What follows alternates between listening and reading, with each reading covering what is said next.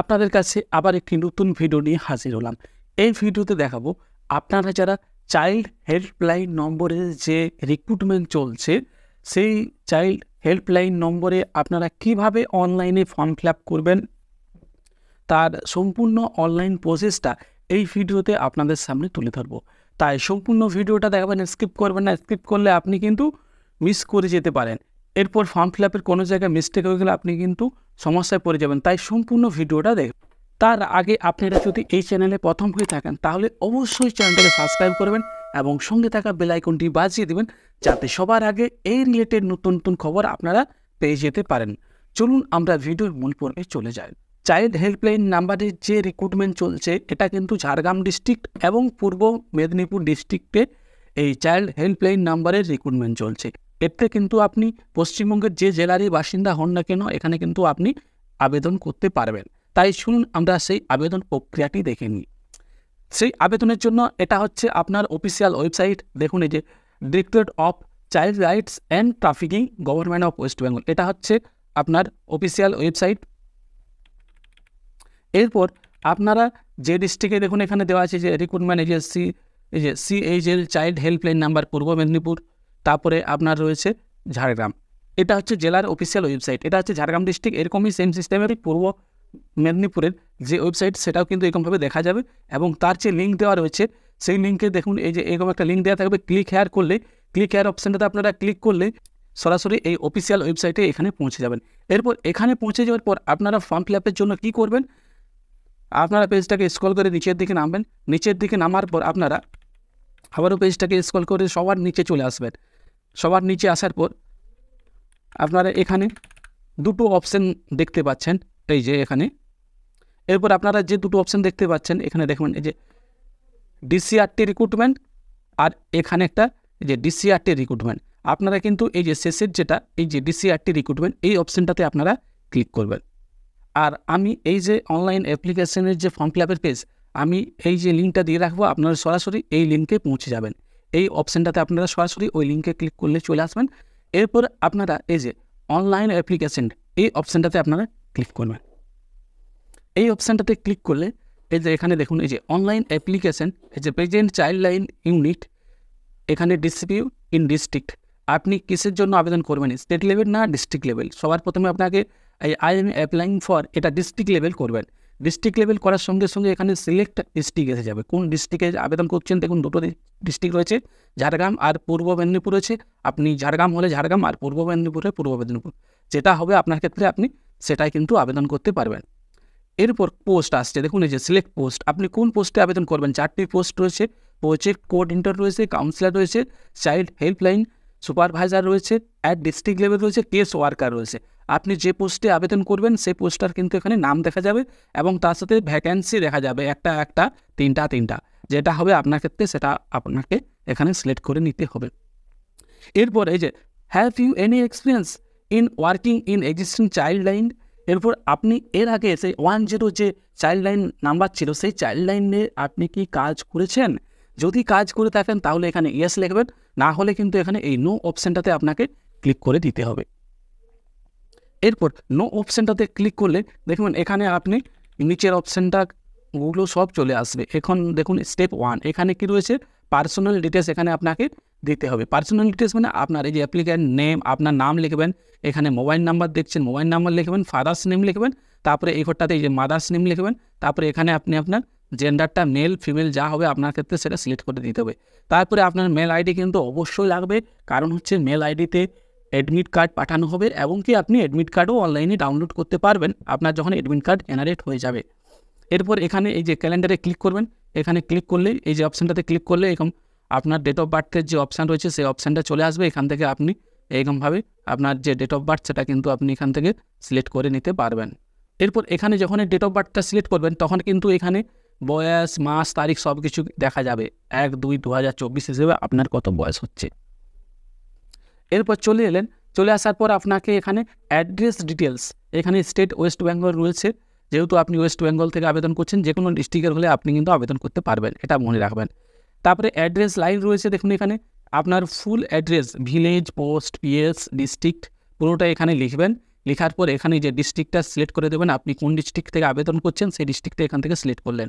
এরপর আপনি ব্লকে বাস করেন না মিউনিসিপ্যালিটিতে বাস করেন, ব্লকে হলে ব্লক আর মিউনিসিপ্যালিটিতে মিউনিসিপ্যালিটি, যেটা হবে আপনার ক্ষেত্রে সেটা আপনাকে এখানে সিলেক্ট করতে হবে।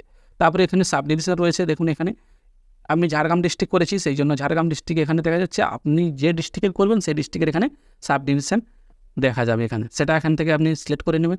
তারপরে এখান থেকে ব্লক নেম, আপনি যে ব্লকের বাসিন্দা হবেন সেই ব্লকের নামটা এখান থেকে আপনাকে সিলেক্ট করে নিতে হবে। তারপর এখানে আপনি পুলিশ স্টেশন, আপনার যে পুলিশ স্টেশন রয়েছে সেটা লিখবেন, আর ওই পোস্ট অফিসের যে পিনকোড আছে সেই পিনকোডটা কিন্তু এখানেই লিখবেন।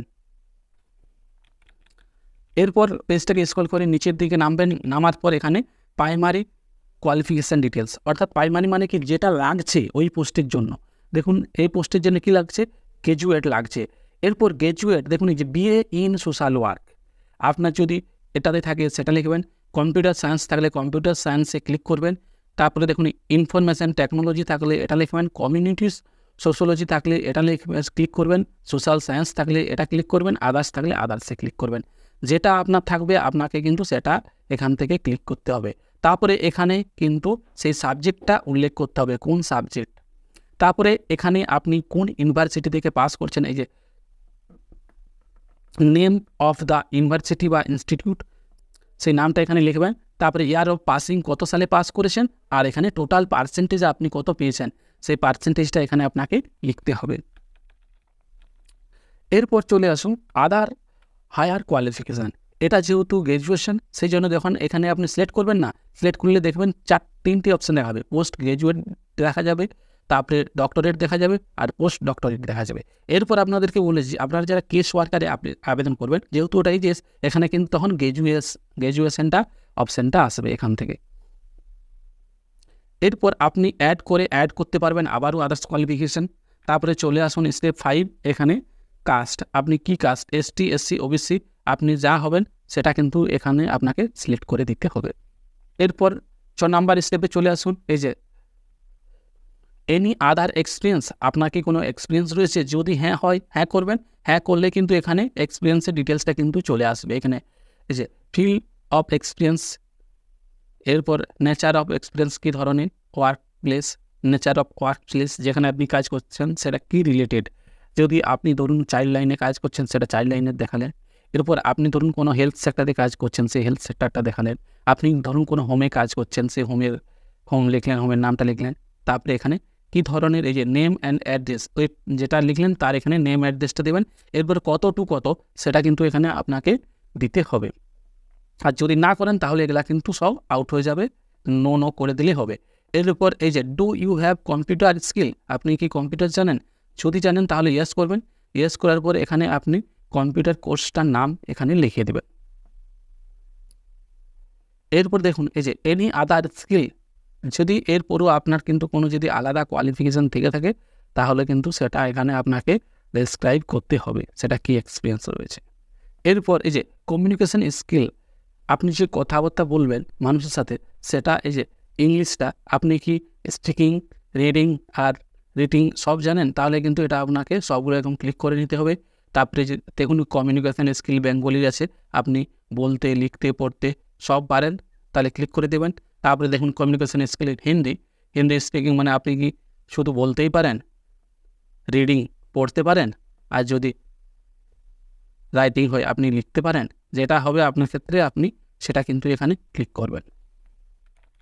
এরপর আপনাকে এখানে এই যে সিগনেচার, আপনার সইটা আপলোড করতে হবে এখানে। এই যে চুজ ফাইল করবেন এখানে, এই যে আপলোড সিগনেচার অপশান ক্লিক করলে দেখবেন এখানে সিগনেচার আপলোডের অপশানটা চলে আসবে। এখান থেকে আপনাকে সিগনেচারটা আপলোড করে নিতে হবে। এরপর এখানে সেলফ ডিক্লারেশন, এগুলো কিন্তু আপনাকে সবগুলাই কিন্তু টিক দিয়ে দিতে হবে। এরপর আপনি ফর্মটা সব কিছু ঠিকঠাক ফিল আপ করলেন। এরপর আপনি এই সাবমিট অপশানটাতে ক্লিক করবেন। সাবমিট অপশানটাতে ক্লিক করতে দেখুন please upload recent passport size colour photo. এরপর আপনাদেরকে এই যে এখানে আপনাদেরকে কিন্তু ছবিটা আপনার আপলোড করতে হবে। এই যে আপলোড অপশানটাতে ক্লিক করবেন, ক্লিক করলে আপনি আপলোডের অপশানটা পেয়ে যাবেন। এখান থেকে আপনার যেখানে ছবি আছে সেটা আপনাকে এখান থেকে চুজ করে নিতে হবে। চুজ করার পর সেটা কিন্তু আপনার সিগনেচার এবং ছবি সেটা যেন 1 MBর মধ্যে হয়। সিগনেচার ছবি যেন আপনার 1 MBর মধ্যে হয়। এরপর আপনি এই সাবমিট অপশানটাতে ক্লিক করবেন। দেখুন প্রসেসিং হচ্ছে, দেখুন অ্যাপ্লিকেশন ফর্মটা সাবমিট হয়ে গেছে। এরপর এখান থেকে আপনি প্রিন্ট আউট করে নেবেন। দেখুন অ্যাপ্লিকেশন ফর্মটা চলে এসছে। দেখুন এই যে অ্যাপ্লিকেশন ফর্ম, এটা হচ্ছে অ্যাপ্লিকেশন ফর্ম। দেখুন এটা আপনাকে প্রিন্ট আউট করে নিতে হবে। সাবমিট করতে দেখুন এই যে অ্যাপ্লিকেশন ফর্মটা এটা কিন্তু প্রিন্ট আউট হয়ে চলে এসছে। এইভাবে আপনি আপনার ফর্মটা অনলাইনে আবেদন করতে পারবেন। এরপর আপনাদের বুঝতে যদি কোথাও অসুবিধা হয় তাহলে আপনি অবশ্যই এই ভিডিওর কমেন্ট বক্সে কমেন্ট করুন, আমি আপনার কমেন্টের উত্তর দেব। ভিডিওটা যদি ভালো লাগে তাহলে অবশ্যই ভিডিওটাকে লাইক করুন, আর আপনি যদি এই চ্যানেলে এই ভিডিওটা প্রথম দেখছেন তাহলে অবশ্যই চ্যানেলটাকে সাবস্ক্রাইব করে রাখবেন। সবাই ভালো থাকবেন, সুস্থ থাকবেন, দেখা হচ্ছে আবার একটি নতুন ভিডিওতে।